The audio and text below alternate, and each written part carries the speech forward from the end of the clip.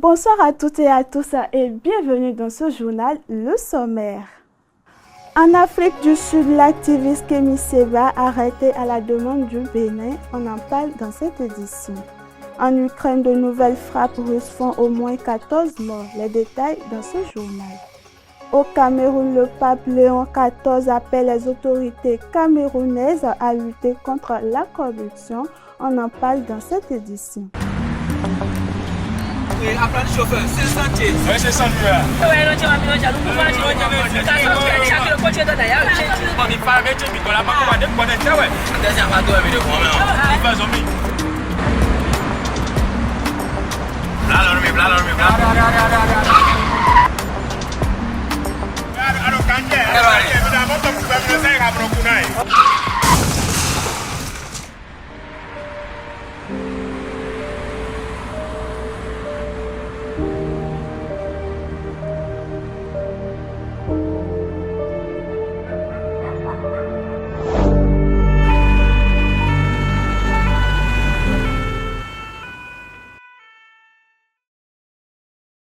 Ensemble, disons oui à la courtoisie au volant. Stop à l'excès de vitesse, à la distraction au volant et à l'incivisme sur la route. Tu viens d'avoir le bac ou tu veux te reconvertir dans un domaine d'avenir, faire le choix du numérique et rejoindre l'école supérieure d'administration, d'économie, de journalisme et des métiers de l'audiovisuel, ESAE. De nouvelles filières sont disponibles dès cette rentrée: informatique et multimédia, informatique industrielle et maintenance, réseau informatique et télécommunications, système informatique et logiciel, sans oublier les filières initiales: administration générale, administration des finances, administration des affaires, sciences juridiques, sciences économiques, sciences de gestion, journalisme et métiers de l'audiovisuel. ESAE est disponible sur 4 sites: Cotonou-Badjoumendé, Cotonou-Akpakpa, Abomey-Calavi et Parakou. Pourquoi choisir l'ESAE? Des formations conçues pour le marché de l'emploi, des enseignants expérimentés et passionnés, des infrastructures modernes avec équipement de pointe, des opportunités de stage et d'emploi garanties. Les inscriptions sont en cours et les places sont limitées. Ne rate pas ta chance. Donne vie à tes ambitions avec l'ESAE. Contacte-nous vite par appel ou par WhatsApp au 01 98 98 14 00 ou via email scolarité@esae.bj et visite notre site web www.esae.bj. Ton futur commence maintenant avec l'ESAE. Tu investis dans un avenir professionnel, concret et sécurisé. ESAE, l'excellence à un nom. Mesdames et messieurs, bonsoir et bienvenue dans ce journal. Au Nigeria, les autorités militaires ont rendu hommage ces derniers jours à plusieurs soldats tombés lors d'une attaque djihadiste, parmi lesquels le brigadier général Hosseini Brahma. Cette cérémonie intervient alors que l'armée nigériane fait face à de vives critiques après une frappe meurtrière ayant touché le marché de Chili dans le nord-ouest du pays. Suivez un extrait de vidéo. Les autorités militaires nigérianes ont procédé mercredi à l'inhumation du brigadier général Hosseini Brahma et de plusieurs soldats tués lors d'une attaque djihadiste. La cérémonie s'est tenue au cimetière militaire de Maïdougouri en présence du gouverneur de l'État de Borno et du ministre de la Défense. La meilleure façon d'honorer le brigadier général Hosseini Brahma et ses héros tombés au combat, c'est d'achever la mission pour laquelle ils ont donné leur vie. Alors, à tous les commandants, continuez à pousser vos hommes, travaillez plus dur, retrouvez les djihadistes où qu'ils soient et neutralisez-les. Ces soldats ont été tués lors d'attaques menées par des combattants présumés de Boko Haram et de l'État islamique en Afrique de l'Ouest. Parallèlement, l'armée est critiquée après des frappes aériennes sur le marché de Jili. Elle rejette les accusations de bavure et affirme avoir visé des cibles liées aux groupes armés, alors que certaines sources évoquent un bilan de plus d'une centaine de morts. L'attaque militaire contre le marché de Jili visait les terroristes et leurs partisans. Quiconque connaît Jili sait que cette zone est interdite, fermée depuis longtemps. Toute personne qui s'y trouve est un criminel. Quiconque soutient les terroristes ou les bandits est un bandit et un terroriste et nous irons vous traquer. Nous n'avons aucune excuse à présenter pour cela. Les opérations militaires dans le nord-est du Nigeria s'inscrivent dans une coopération internationale, notamment avec les États-Unis, dans le cadre de la lutte antiterroriste, Les Nations Unies et plusieurs ONG appellent régulièrement à la protection des civils et à la clarification des frappes dans la région. Dès son arrivée mercredi à Bamenda dans le nord-ouest du Cameroun, le pape Léon XIV, lors de son discours, a exhorté les autorités camerounaises à un examen de conscience et à briser les chaînes de la corruption lors de la première journée de sa visite dans le pays. Le reportage. Le pape Léon XIV a pris la parole mercredi à Yaoundé dès son arrivée au Cameroun, exhortant les autorités de ce pays à un examen de conscience. Le souverain pontife d'origine américaine a prononcé un discours sur un ton inhabituellement direct devant le président Paul Biya, 93 ans, qui dirige d'une main de fer ce pays d'Afrique centrale depuis 1982. Il est temps de faire un examen de conscience et un essai qualitatif courageux. Que les institutions justes et crédibles deviennent des piliers de la stabilité. Les autorités du Cameroun ont réprimé les manifestations déclenchées par la réélection contestée de Paul Biya pour un 8e mandat en octobre et le pape y a fait référence. La sécurité est une priorité, mais elle doit toujours exercer dans le respect des droits de l'homme, en unissant rigueur et grandeur d'âme, avec une attention particulière pour les plus vulnérables. Une paix authentique, née lorsque chacun se sent protégé, écouté et respecté, lorsque la loi est un rempart contre l'arbitraire des plus riches et des plus forts. À son tour, le président camerounais a rappelé le besoin de messages de paix apportés par le pape Léon XIV dans le monde. Il s'agit de l'une des rares prises de parole publiques de Paul Biya. C'est avec une joie immense que je vous accueille à l'occasion de cette visite historique, la 4e d'un souverain pontife en terre camerounaise. Le peuple camerounais se réjouit de votre visite et mesure le privilège rare qui est le sien. Sous le règne de Paul Biya, le Cameroun est depuis longtemps en proie à un détournement de fonds généralisé, selon l'organisation Transparency International. Le pape Léon XIV a entamé cette tournée africaine par l'Algérie lundi. Le chef de l'Église catholique est attendu dans 12 villes du continent. Le week-end des 11 et 12 avril 2026, la FCM 23 et le Comité international de la Croix-Rouge ont signé un protocole d'accord prévoyant le transfert des militaires vers le gouvernement de la République démocratique du Congo. Cette entente conclut alors que les discussions ont repris entre Kinshasa et le mouvement rebelle en Suisse aux alentours de Montreux, marque une nouvelle étape dans les efforts de dialogue après plus d'1 mois d'annonce de libération des soldats détenus. Suivons à présent. En plein round de négociations entre le gouvernement de République démocratique du Congo et la FCM 23 en Suisse, voilà maintenant une information qui pourrait faire avancer un peu les choses. Le groupe armé soutenu par le Rwanda a signé le week-end dernier un protocole d'accord avec la Croix-Rouge, un texte qui encadre un futur transfert de militaires, des soldats congolais capturés par le mouvement armé, qui pourraient être remis au CICR avant d'être transférés ensuite aux autorités congolaises. Patient Ligodi, vous êtes l'envoyé spécial de RFI en Suisse. Combien de soldats sont-ils concernés? Que prévoit ce protocole? Entre 2000 et 3000 militaires FARDC sont concernés. Selon nos informations, ils ont été identifiés et ont signé un acte de consentement. La signature de ce protocole marque une étape importante sur le plan juridique. Le document prévoit la remise de ces militaires au CICR avant leur transfert au gouvernement congolais. Le cadre est donc posé. Selon des sources de RFI, des dizaines de mineurs ont déjà été remis au CICR, parmi lesquels certains jeunes combattants. Mais l'opération concernant le reste des militaires identifiés reste suspendue à plusieurs conditions. D'abord, des questions logistiques doivent être réglées. Et surtout, le transfert ne pourra se faire que si la partie gouvernementale accepte de recevoir ces militaires.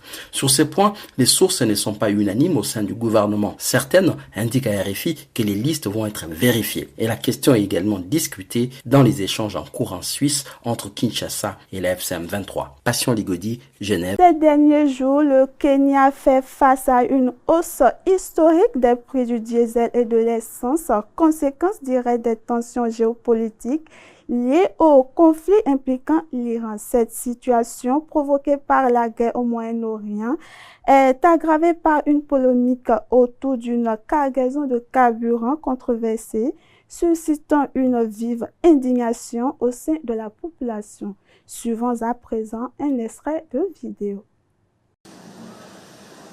Au Kenya, les automobilistes font face à une flambée spectaculaire des prix du carburant, conséquence directe des tensions internationales et de la guerre en Iran. Dans sa dernière révision tarifaire, l'autorité de régulation de l'énergie et du pétrole a relevé le prix du diesel de 40 shillings kenyans, le portant à 206 shillings le litre. Le prix de l'essence a quant à lui augmenté de 28 shillings, atteignant un niveau similaire. Le régulateur justifie cette décision par la hausse des prix internationaux du brut ainsi que par l'augmentation des frais d'acheminement, malgré la décision du gouvernement de ramener la taxe sur la valeur ajoutée de 16% à 13%. Ces nouveaux tarifs resteront en vigueur jusqu'au 14 mai, date de la prochaine révision. Parallèlement, des pénuries de carburant ont été signalées dans plusieurs régions du pays. Les autorités assurent toutefois que les stocks demeurent suffisants et accusent certaines compagnies pétrolières de retenir volontairement leurs approvisionnements. À cette crise s'ajoute une vive polémique autour d'une cargaison de carburant jugée potentiellement non conforme, importée le mois dernier à un coût bien supérieur aux prix habituels. L'affaire, déjà à l'origine de l'arrestation et de la démission de plusieurs hauts responsables du secteur énergétique, continue de susciter colère et interrogation au sein de l'opinion publique. Ce jeudi, en Afrique du Sud, la police a procédé à l'arrestation d'un militant panafricain, Kémy Séba, recherché au Bénin pour incitation à la rébellion après son soutien présumé à un coup d'État déjoué le 7 décembre. Selon les autorités, il devrait être extradé prochainement vers le Bénin. Suivons à présent. En Afrique du Sud, la police a annoncé ce jeudi l'arrestation du militant panafricain Kémy Séba, recherché au Bénin pour incitation à la rébellion. Le Bénin a lancé un mandat d'arrêt international à son encontre le 12 décembre dernier, après qu'il eut soutenu un coup d'État manqué, au cours duquel des soldats mutins avaient déclaré à la télévision nationale avoir renversé le président Patrice Talon.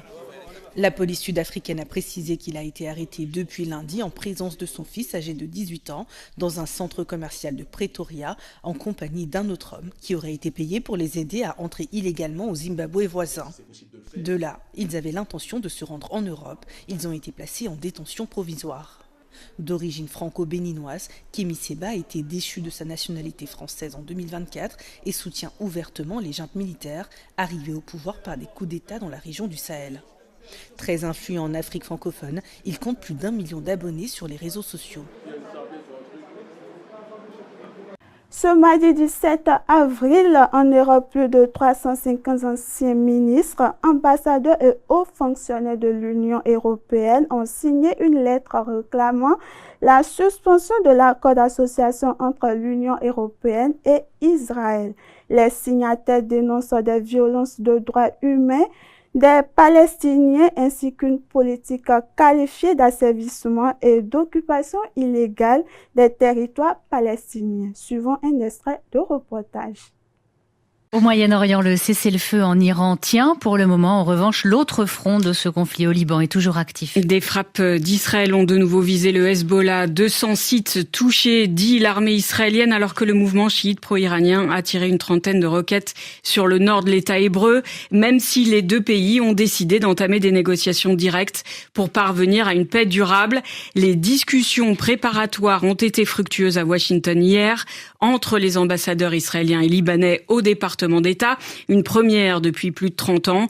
Pas question, en revanche, d'inclure la France dans ces discussions, a dit le diplomate israélien. Les relations entre Israël et l'Europe, d'une manière générale, se tendent aussi sur la question palestinienne. La colère monte contre Israël face aux violations des droits humains des Palestiniens. 350 personnalités, diplomates et anciens ministres signent aujourd'hui une lettre. Muriel Paradon, bonjour. Bonjour. Les signataires demandent à l'Union européenne de suspendre son accord d'association avec Israël, un accord de libre-échange essentiellement commercial. Pas de répit pour la Palestine, constatent les 350 signataires de la lettre. Israël poursuit, disent-ils, l'asservissement des Palestiniens par la colonisation illégale, les violences constantes, la loi récente sur la peine de mort rédigée de facto contre eux. Ils rappellent aussi le terrible bilan à Gaza, 73 000 morts, un possible génocide. Le gouvernement israélien viole les principes fondamentaux de l'Union européenne à l'égard des Palestiniens, peut-on lire dans la lettre, alors qu'il reste légalement et moralement responsable en tant que puissance occupante. Ce comportement viole aussi l'article 2 de l'accord d'association entre l'UE et Israël qui stipule le respect des droits de l'homme et des principes démocratiques. Les signataires demandent donc la suspension de cet accord essentiellement commercial. L'UE aurait dû agir avant, regrette-t-il. Des parlementaires européens se sont déjà positionnés sur le sujet, mais jusqu'à présent, ils n'ont pas été entendus. Les États membres sont divisés et trop prudents lorsqu'il s'agit de sanctionner Israël. Au regard des mesures prises contre la Russie, soulignent encore les signataires, l'inaction de l'UE face aux Israéliens est perçue comme une politique de deux poids. Dans la nuit du mercredi au jeudi, l'Ukraine a été la cible de nouvelles frappes russes meurtrières. Selon les autorités ukrainiennes, au moins 14 personnes ont perdu la vie, dont 7 à Odessa dans le sud du pays, 4 dans la capitale de Kiev et 3 dans la région centrale de Dnipropetrovsk. Ces attaques interviennent dans un contexte de poursuite des hostilités entre Moscou et Kiev. Suivons ensemble un reportage. J'ai commencé par la capitale Kiev où je me trouve, où l'alerte a duré plus de 4 heures cette nuit. Concrètement, ça veut dire que vers 2h30 du matin ici, on a été réveillé par une alerte et puis peu après des explosions, plusieurs explosions puisque c'était une alerte aux missiles balistiques qui sont encore très difficilement que l'Ukraine intercepte difficilement lorsqu'elle n'a pas assez de défense aérienne, et c'était pour cela que le président Volodymyr Zelensky, qui est en campagne pour demander davantage d'aide, avait précisé qu'il aimerait que les alliés de l'Ukraine envoient de l'aide de façon ponctuelle pour ne pas justement avoir de problème avec la défense antiaérienne. Une capitale où on a entendu les explosions résonner une bonne partie de la nuit. Les dégâts sont importants. Parmi les morts, il y a une femme de 35 ans, un enfant de 12 ans. Parmi les blessés, plus d'une cinquantaine de blessés ici à Kiev. Il y a eu des secouristes, des premiers intervenants sur le site d'une frappe. Donc on soupçonne une tactique de double frappe. C'est une tactique très souvent employée par la Russie pour causer un maximum de dégâts parmi les secouristes. Justement, ils attendent qu'ils arrivent sur place pour répondre à une première frappe avant d'envoyer une seconde salve de missiles ou de drones. Le bilan est lourd également ailleurs. À Odessa, on compte au moins 7 personnes décédées cette nuit dans des frappes qui ont touché des bâtiments résidentiels. À Dnipro aussi, 2 morts, plusieurs blessés. C'est extrêmement difficile pour la population d'avoir assez de temps pour se mettre à l'abri lors de frappes d'une telle ampleur. Donc une nouvelle fois, des millions de personnes ont été pris par surprise, parfois en plein milieu de la nuit à travers le pays. Et puis, dernière actualité pour clôturer cette édition. Dans la matinée du 14 avril, un violent incendie s'est déclaré dans la raffinerie de Viva Énergie située à Geelong dans l'État de Victoria au sud du Melbourne en Australie. Le sinistre a gravement endommagé l'unité de production d'essence, obligeant l'installation à réduire fortement sa capacité de fonctionnement selon les autorités locales. Le reportage.